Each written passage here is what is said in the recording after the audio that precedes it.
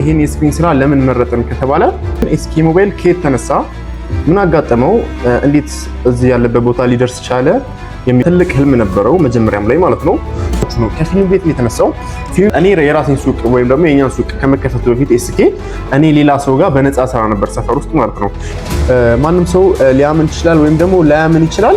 ይሄኛው ሱቅ በምንከፍትበት ሰዓት አንዳችን አንድ ፔስት ሊድ ምናምን ገጫ አርግተን የከፈትነው እንደዛ ነገር ሱቅ ከገባን በኋላ ስራ የለም። ኦልሞስት 15 ቀን ሳምንት ጠብቅን ስራ የለም። አንድ ስራ አይመጣም። ምክንያቱም ማይክ የሚሰራ ስልክ መጣ ማለት ነው። እና ማይክ የሚሰራ ስልክ መጥቶ እኔ እንዳልኳችሁ ነው 1 አመት ከምናምን ሞባይል ጥገና ሰርቻለሁ ከዛ ፊት ማለት ነው። እና ከመጣ በኋላ የመጀመሪያ ስራዬ ነው እዛው ሱቅ ገብቼ ማለት ነው። እንዴት አድርጌ ልበይደው እዛችሁ ጋር ማይክ መበየድ አቃተኝ። የዛን ሰዓት ላይ ነው በቃ የራሴን ሱቅ እንደከፈትኩኝ የነቀውት ሁላ በቃ።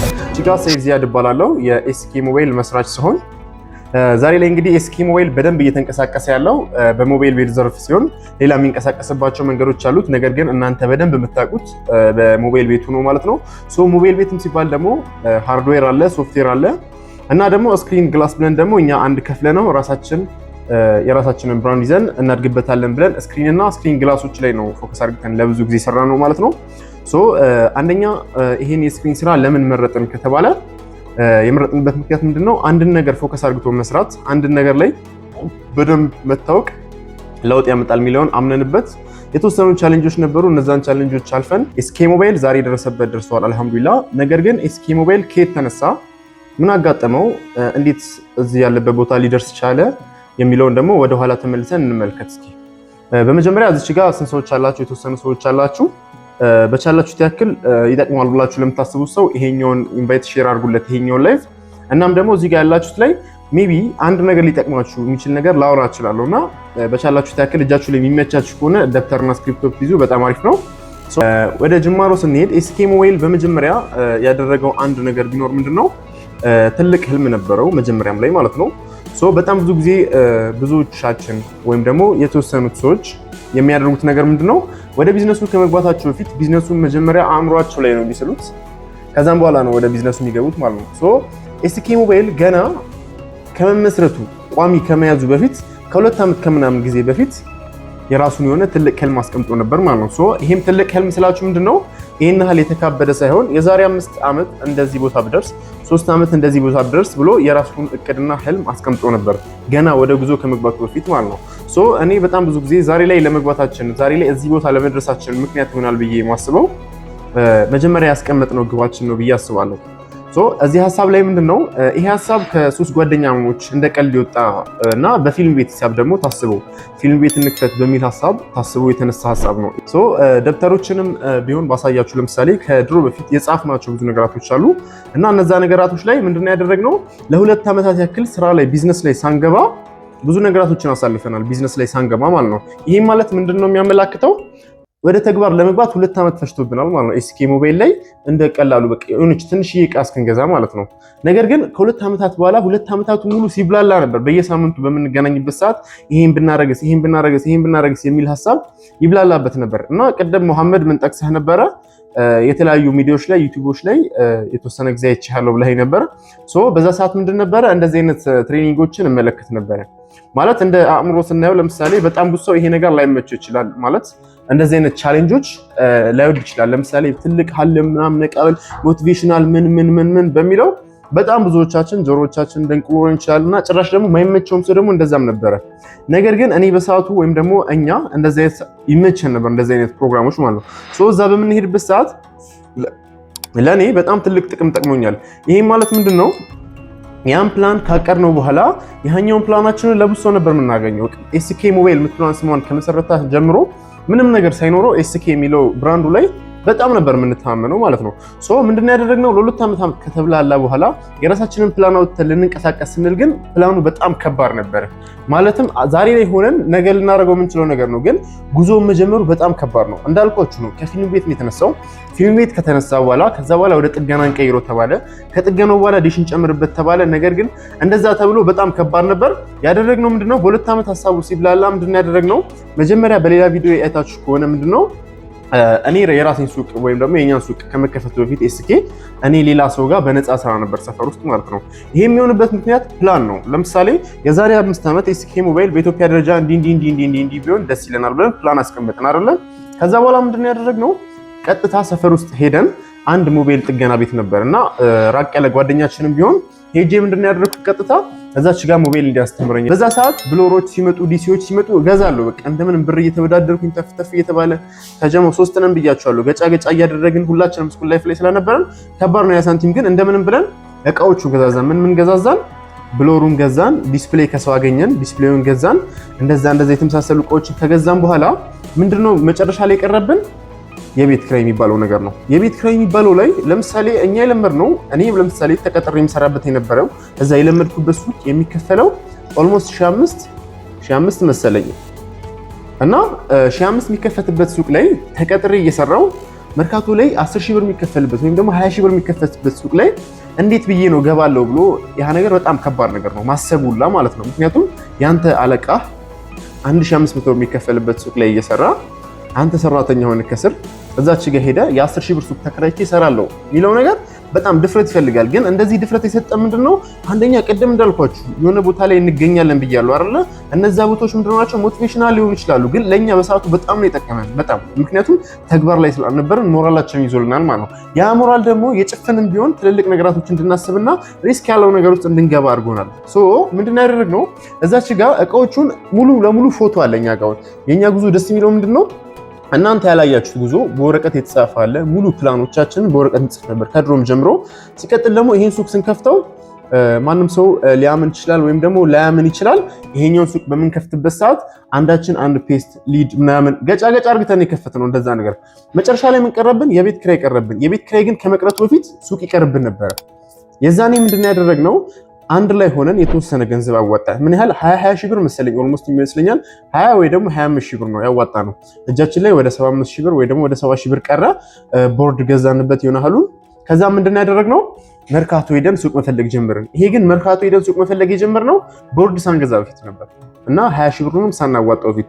እንደውም ትዝ ይለኛል በቃ ኪሴ ላይ 200 300 ብር ይዤ ይርጋይሌ አካባቢ ሄድና ደላሎች ምናምን ነገር ሱቅ አሳዩ ምናምን እላቸዋለሁ። ምክንያቱም ዝንጥ ብዬ ነው የምሄደው ምናምን ነገር እንደሌለ ሀያቅም ያው ያለህ ነው ይመስለውና ሱቅ በቃ ፈልገን አንዳንድ የሚገኙት የማይሆን ቦታ ነው፣ አንዳንዱ ውድ ናቸው ምናምን ነገር እና መጨረሻ ላይ ሁላ ከደላሎች ጋር ስንለያዩላ ሳንቲም አይኖረንም ነበር ያዞሩን ማለት ነው። ነገር ግን መጨረሻ ላይ እንዳጋጣሚ የታገኘን አውቶቡስ ተራ የገባንበት ጋፋት ማለት ነው። እዛ በምንሄድበት ሰዓት እንዳጋጣሚ ሆኖ ደስ በሚል ሁኔታ ያገኘነው ሰውዬ አሪፍ የሚባል ቤት አከራይ ስለነበረ እና እዛ ቤቱ ላይም ኦልሞስት የ2 ወር ከፍለን እንድንገባ አደረግንና ከዛ ግን የተፈጠረው ምን መሰላችሁ? እቤት ያለውን ዲስፕሌያችንን እና የተወሰኑ እቃዎቻችንን ይዘን መተን እዛች ጋር ስንገባ ብታምኑም ባታምኑም እቃው ከመኪና ከወረደ በኋላ ምንም አይነት ገንዘብ አልነበረንም። ለማ እቃውን ላወረዱልን ለጫኞቹ እና ለአውራጆቹ ለነሱ የምንከፍለው ገንዘብ አልነበረንም። እዛች ጋር ሱቅ ስንገባ ማለት ነው። እና አዛኛው ሱቅ ላይ በጣም ብዙ ቻሌንጆች እናያየ ነው። በቃ በጣም ብዙ ቻሌንጆች ለምን መሰላችሁ? አንደኛ እኔ አሁን ለምሳሌ ቢዝነስ ላይ ሰው ምከረኝ ቢለኝ እንደኔ ሪስክ ውስጥ እንዲገባ አልፈልግም። ለምን? በቃ ከባድ ነው። ለምሳሌ አሁን ቢዝነስማን ሲባል ሁሉም ሰው ቢዝነስማን ላይሆን ይችላል። አሁን ብዙ ሰው እንዴት ልበላችሁ፣ ሁሉም ሰው አንድ አይነት ስላልሆነ ማለት ነው። እዛች ጋር ግን በገባንበት ሰዓት በጣም ብዙ ከምላችሁ በላይ ቻሌንጆች ነበሩብን። እነዛን ግን ስናደርግ ሁሉንም በድፍን ነበር በጭልም በቃ እናደርገዋለን እናሳካዋለን ምናምን የሚል ሞራል ስለነበረን ያን ሱቅ ከፍተነው ሱቅ ከገባን በኋላ ስራ የለም። ኦልሞስት 15 ቀን ሳምንት ጠብቅን፣ ስራ የለም። አንድ ስራ አይመጣም። ምክንያቱም ኋላ ሶስተኛ ቤት ነበረን፣ ሁለተኛ እቃ አልነበረንም፣ በጣም አነስተኛ እቃ ነው የነበረን። ሶስተኛ ነገር ደግሞ እንዴት ልበላችሁ አዲስ ነን ለቦታውም በቃ ሽያጭም እንደዛው ሶስት ነው የሆነ ስንት በተኖችን ነው ከ10 በታች የሚሆኑ በተኖችን ስልኮችን የሆነ ዲስፕሌይ ላይ ደርድረናል ምናምን ነገር እና ሰው አይመጣም ለ15 ቀን ምናምን በቃ ተስፋ ነው የሚያስቆርጣችሁ። እና የሆነ ከ15 ቀን በኋላ ነው ትዝ ይለኛል የሆነ ማይክ የሚሰራ ስልክ መጣ ማለት ነው። እና ማይክ የሚሰራ ስልክ መጥቶ እኔ እንዳልኳችሁ ነው 1 ዓመት ከምናምን ሞባይል ጥገና ሰርቻለሁ ከዛ ፊት ማለት ነው። እና ከመጣ በኋላ የመጀመሪያ ስራዬ ነው እዛው ሱቅ ገብቼ ማለት ነው። እንዴት አድርጌ ልበይደው እዛች ጋር ማይክ መበየድ አቃተኝ። በቃ እጄ እንደውም ብራዘር ያየኝ ነበር አጠገቤ ቁጭ ብሎ እጄ እንዲተርበተበት የዛኔ እሱ አይችልም ነበር እኔ ብቻ ነበር የምችለው እዛች ጋር ጥገናው ማለት ነው። እና እጄ ተንቀጠቀጠ በቃ ማይክ ለመበየድ እዛ ብዙ ስራ ስንት ስራ ሰርቻለሁ እኮ ግን ይሄ በቃ አላ የዛን ሰዓት ላይ ነው በቃ የራሴን ሱቅ እንደከፈትኩኝ የነቀውት ሁላ በቃ ሾክ ዶንኩኝ። እና ያኛው ማይክ መስራት አቅቶኝ ተመልሶ ሄደ። ይሄ የዚህ ስልክ ቦርድ ችግር አለበት ምናምን ብዬ አውቄ ምናምን ሰካክሼ ሰጠሁት። የዛኔ በዛ ሾክድ ሰዓት በቃ ሱቁን በቃ ገግመን የሆነ አላ ትልቅ ህልም አለሙና ጉዞ በትንሹ መጀመር እና በቃ ሱቁን እንደከፈትኩኝ የዛን ሰዓት ነው ለራሴ ታውቀኝ ማለት ነው። ከዛ ምን ተጀመረ መሰላችሁ? እዛ ቦታ ላይ ምን ማድረግ ጀመርን? ቦታውን ማጥናት ጀመርን። ቦታውን በምናጠናበት ሰዓት ምንድነው ማታ ላይና ጠዋት ላይ ብዙ ጊዜ ቴክኒሻሎች ቶሎ ይወጣሉ እና የቀኗ ሰዓት ሁሌም ወረፋ ነው። እንዴት መሰላችሁ? ለምሳሌ እኛ የነበርንበት ማዕከል ላይ ዛሬ ላይ ሲሄን ድሮ ላይ ስንት ቤቶች አሉ መሰለ? ከፊታችን በዚህ በኩል 2 ቤቶች አሉ፣ በዚህ በኩል ደግሞ ራሱን የቻለ 4 ቤት አለ ማለት ነው። እነዚህ ከኔ ጭምር ስንት አለ? በዚህ በኩል 2 ከኔ ጋር 3 አዛች ጋር 4 አለ። ኦልሞስት 7ቱን ቤት ሞባይል ቴክኒሻል ነበር። ሽያጭ ለምሳሌ መርካቶ ላይ አንዱ ሽያጭ ይሰራል፣ አንዱ ጠጋኝ ይሆናል ማለት ነው፣ አንድ ቤት ውስጥ ማለት ነው። 7ቱን ቤት ሞባይል ጠጋኝ አለ ማለት ስራ በፉክክር ነው የሚሰራው ማለት ነው። ሶ እኔ ከኋላ ሆኜ በጣም ልሰራ አልቻልኩም ነበር። ግን ማርኬቱን ደግሞ የሰፈሩን ማርኬት በማጠናበት ሰዓት ምንድነው የታየኝ ነገር ምንድነው? እዛች ጋር ጠዋት ላይና ማታ ላይ ፍሪ ቦታ አለ። ከዛ ምንድነው መደረግ የተጀመረው? ጠዋት ከቤት 12 ሰዓት መውጣት ተጀመረ ማለት ነው። የዛኔ ጠዋት 12 ሰዓት ወጣ። ከዛ በኋላ ሰዎቹ 3 ሰዓት ምናምን ነው የሚገባው። በቃ ብዙ ሞባይል ቴክኒሻል ሞባይል ቤት የሚከፈተው 3 ሰዓት ነው አይደል? እስከ 3 ሰዓት ድረስ የሆነ መንቀሳቀስ ጀመርኩ። በቃ 200 ብር 300 ብር ምናምን መስራት ተጀመረ። በቃ የዛኔ ሞራል መጣ። ምክንያቱም ምንም እየተሰራ አልነበረማ። ያኔ ሞራል ሲመጣ እንደውም በቃ ተስፋ ያስቆርጥ ነበር ነገሩ። ግን የሆነ ቀን ተስፋ የሰጠኝ ምንድነው በቀን ውስጥ እሑድ ቀን ነው እና ጭንቅንቅ ብለን ሰርተን በቀን 1000 ብር ሰራን ማለት ነው። ይሄ የቆየ አይደለም፣ የዛሬ 1 ዓመት ከምናምን ነው የምላችሁ። እንግዲህ በቀን 1000 ብር የሰራነው ሁሉም ትርፍ እኮ አይደለም። ቻርጀር ሽጠን እና ሞባይል ፒኖች ምናምን ተሰራርቶ ነው። እና የዛን ቀን ነው እኔ ተስፋ የተሰማኝ። በቃ ኦኬ ይሄ ለካ ተስፋ አለው፣ ይሻሻላል፣ ይለወጣል የሚለው ነገር መጣብኝ ማለት ነው። እና ምን አልኳችሁ? ቦታው ማርኬቱን በማጥናት ጠዋት እየገባን ሰዎቹ ቴክኒሻል ሳይገቡ የሆነ የራሳችንን ችሎታ ተፍተፍ እንላለን። እና እዛች ጋር ምን መሰላችሁ? አንዳንድ ቻሌንጆችን እዚች ጋር ልጥቀስላችሁ። ለምሳሌ ሞባይል ቤት ሲከፈት የሆነ እጅህ ላይ የሚያስፈልግህ ነገራቶች አሉ። ለምሳሌ የበተን ስክሪኖች የሆነ ሀልፍሬ ያስፈልጉሃል። ቻርጀር ፒኖችም እንደዛው የተወሰኑ ማቴሪያሎችን ይዘመገቡ። ነገር ግን ዛኔ ምንም የበተን ስክሪንም ምንም አልገዛውም ነበር። ምክንያቱም አንደኛ ለስራውም ብዙም እንትን አይደለም፣ ሱቅ ለመክፈት አዲስ ነበርኩኝ። እዛ ሰፈርም ማቆሱ አልነበረም አውቶቢስ ተራ ላይ። ከዛም ባሻገር ደግሞ ሌላ ነገሮችም ነበሩ እና የዛን ሰዓት ላይ አንድ ስክሪን ስንታዘዝ ከአውቶቢስ ተራ ይርጋ ኃይሌ ድረስ ለአንድ 20 እግር ስክሪን ለምሳሌ በዛ ሰዓት 200 ብር ነበር የሚቀየረው። 200 ብር ሲቀየር እኛ የምንገዛው 120 ብር ነበር። ለ80 ብር ትርፍ ብዬ ይርጋ ኃይሌ ድረስ ኦልሞስት ደርሼ ይመጣ ነው። በቃ ሞራሉ ነበረ። በቃ ማለት እንዴት ብዬ ላስረዳችሁ? በቃ አውቀው ነበር። በቃ የዛሬ በቃ ነገ እደርስበታለሁ ብዬ ማስበው ነገር ስለነበረ እዛች ጋር ከአውቶቢስ ተራ ምንድነው ማድረገው መሰላችሁ? እስኪ መጣ ፈትቻለሁ። በተን ለምሳሌ ስክሪን የሚሰራ መጣ እስኪና ምናምን እግሩ ሊለና ዋጋ ልንገረው ነው እፈቷለሁ። ለምሳሌ 20 እግር ሆነ አይደለ? ኦኬ እዚህ ስክሪን አለኝ፣ እዚህ ሱቅ ግን ሳይሆን እዛ ሱቅ ነው ያለኝ፣ ሌላ ሱቅ አለኝ ምናምን ብዬ እሰክሰውና እዚህ ጋር አረፍ በል ብዬው ይርጋ ኃይሌ ሮጬ ምናምን ነገር ለ80 ብር ትርፍ። ዛሬ ላይ ኢማጂን አሁን ስንቶቻችንን እስኪ ትንሽ ቦታ ለመሄድ ጉጉት ያለን፣ ግን የዛኔ ሞራሉ ነበር። ያ ሞራል በጣም ነው በቃ በጣም ነው ከምላችሁ በላይ የሰራው ማለት ነው። ሶ ከዛም በዛም ሁኔታ ከብራዘር ጋር እንዲቀጠልን በመሃል ምን ተፈጠረ? ሽያጭ ስልክ አፍሮታይ የሚባል አፕሊኬሽን አለ ኦልሞስት። እና እዛ አፍሮታይ ላይ የተወሰኑ ስልኮችን እኔ ተፍተፍል ነበር ሸጥ ነበርና ከብራዘር ጋር ምን ተደረገ? ቲክቶክም እንዳጋጣሚ ተከፈተና ምን አደረገን? ቦርድ አወጣን፣ ወረቀት ጻፍንና ውድድር እንወዳደር ተባባልን። ከዛ በኋላ ውድድሩ እንዴት ነው? እሱ ቲክቶክ ላይ ቪዲዮችን ፖስት እያደረገ እንትን ይላል፣ እኔ ደግሞ አፍሮታይ ላይ ማስታወቂያ እየሰራው እንደዛ እንድናደርግ ተባለ። እንደዛ ገባ። እሱ በቲክቶክ በኩል እኔ በአፍሮታይ በኩል ማስታወቂያችንን እየሰራን አፍሮታይም ይመጣልን ነበር የተወሰነ ሰሞኑ ማለት ነው። ነገር ግን የቲክቶኩ ደግሞ እየጣሰ መጣ ማለት ነው። የሆነ ሰዓት ላይ ስናየው በጣም ሄዷል ነገሩ ማለት ነው። ማለት የቲክቶኩ አሪፍ እየለመደ መጣ። በቃ አንድ ሰው ሁለት ሰው መምጣት ጀመረ ምናምን ነገር። ይሄ የሆነው ምንድነው? ያቺኛዋን ማሽን ግን ገዝተናታል በመሃል። እዚች ጋር አንድ የዘለልኩት ፓርት ቢኖር ምንድነው? እቁብ ገባንና እቁብ ገብተን ስንት ነው እቁብ የገባነው? የመጀመሪያ ጊዜ 300 ብር የመጀመሪያ ጊዜ እቁባችን 300 ብር ነበረ።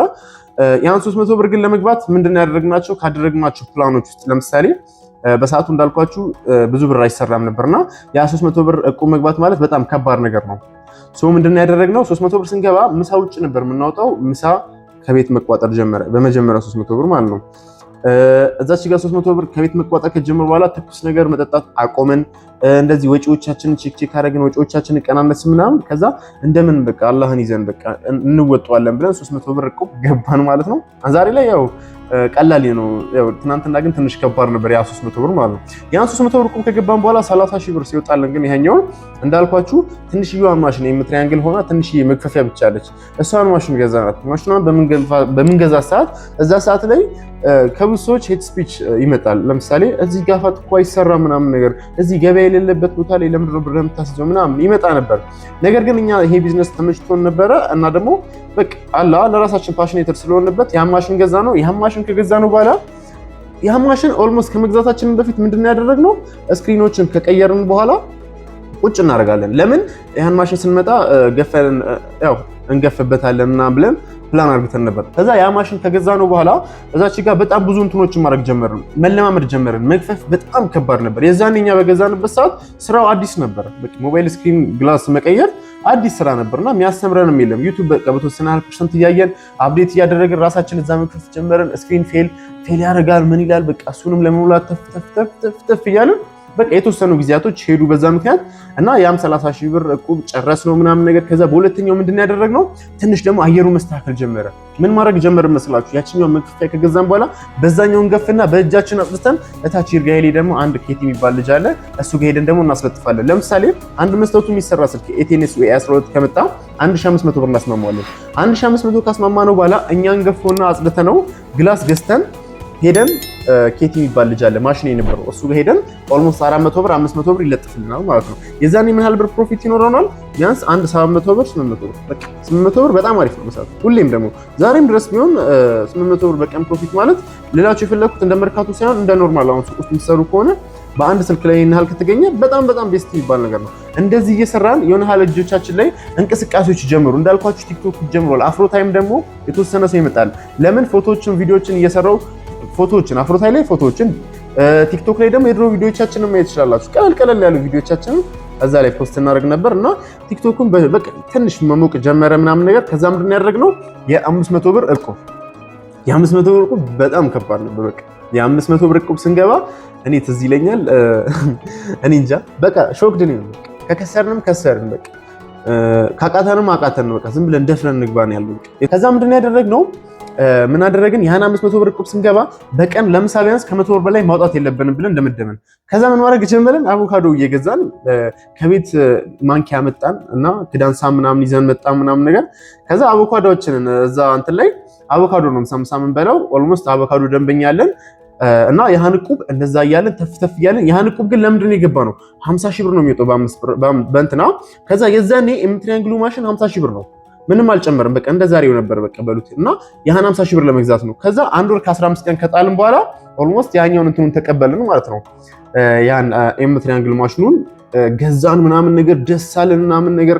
ከዛ ደግሞ ድጋሚ ደግሞ ኤም ትሪያንግል ማሽን እንዴት እንደሚሰራ አናቅም፣ ኮምፕረሰር እንደሚያስፈልገው አናቅም ምናምን ነገር።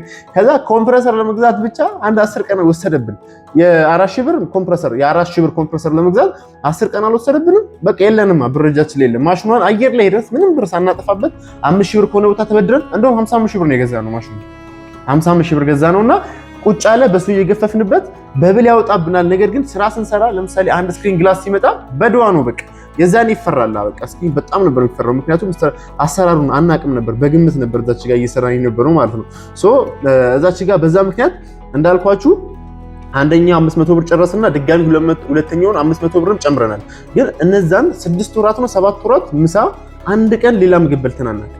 በዛ ምክንያት ደግሞ ቲክቶካችንም አልሐምዱሊላህ በደንብ አሪፍ እየሆነልን መጣ ምናምን ነገር። ማሽኑ መተዋወቅ ጀመረ፣ ስራዎቻችንን አፕዴት ማድረግ ጀመረ።